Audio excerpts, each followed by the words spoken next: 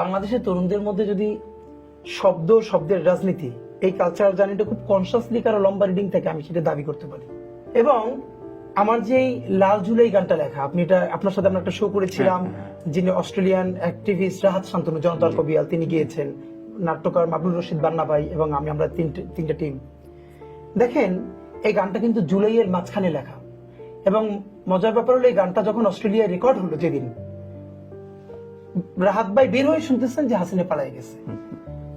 এর মানে হইলো ওটার মধ্যে তো প্রচুর গালিগালাজ আছে। আমার সেদিনকে একটা টকশোতে জিজ্ঞেস করা হলো, আপনি এক সময় গালিগালাজ করতেন। আমি বললাম আমি এক সময় গালিগালাজ করতাম মানে কি, আমি এখন করি না। প্রশ্ন হলো আমি কাকে করি? আমি কি আপনাকে কোনোদিন গালি দিয়েছি? অথবা আওয়ামী লীগকেও কোনোদিন দিয়েছি? আমি এক্স্যাক্টলি একজন গণহত্যাকারী। সেই গণহত্যাকারীটা কেমন গণহত্যাকারী? যে রিয়া গোপের কলিজাটা ছিঁড়ে বুলেট থেকে, হেলিকপ্টার থেকে রিয়া গোপের কলিজা ছিঁড়ে পিছনের ওয়ালের 4 ইঞ্চি ছিদ্র হয়ে গেছে, সেই ছিদ্রটা এখনো বাসায় আছে। সেদিনকে এক শহীদের, আমি যেদিন আন্তর্জাতিক অপরাধ ট্রাইব্যুনাল রায় হলো, সেই ট্রাইব্যুনাল আমিও ছিলাম, মানে শহীদ পরিবারের সাথে। সব থেকে যে কনিষ্ঠ শহীদ, তার বাবা এসে জড়াই ধরলেন যে কিভাবে কোলের মধ্যে সন্তানটা মারা গেল।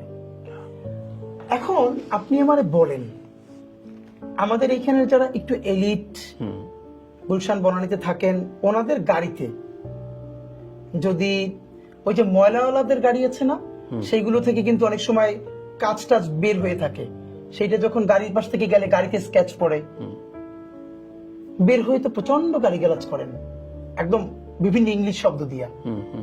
এর মানে আপনি যদি গাড়ি থেকে বের হয়ে একজন ময়লাওয়ালা গাড়ির ময়লা টানে, তারে প্রচুর ইংলিশ গালিগালাজ করেন, এটা হলো সভ্যতা, খুবই সিভিক, এবং এটার মধ্যে একটা এলিট ভাব আছে।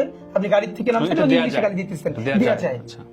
এই গাড়িটা ঠিক উল্টাইয়া দিলে একজন ময়লাওয়ালা অথবা রিক্সাওয়ালা, একজন সবজিওয়ালা, তার সন্তানরা করছেন, আপনি যেগুলো ইংলিশে বলছেন না, ওইগুলো বাংলায় তার জবানে সেবার আপনার বলতেছে, আপনি এগুলোর অসভ্য বলতেছেন, আপনি এগুলোর অশ্লীল বলতেছেন। আপনি আমার বলেন তো, যে প্রকাশ্য দিবালোকে একটা ছেলের চক্ষু খুলে পড়ে গেছে গুলিতে, সে চেপে ধরছে, এরপর সে আন্দোলন থেকে নামতেছে না। একটা ভিডিও এখনো প্রচুর ভাসে যে বন্ধুরা লাশটা নিয়ে যাচ্ছে, সেইটার উপরে আবার গুলি হচ্ছে, ওরা লাশ ফালাই দৌড়িতে হইতেছে। এটা ন্যূনতম বলতেছি, আপনি এক্স্যাক্টলি কোন জবানে, কোন ভাষায় প্রতিবাদ করবেন?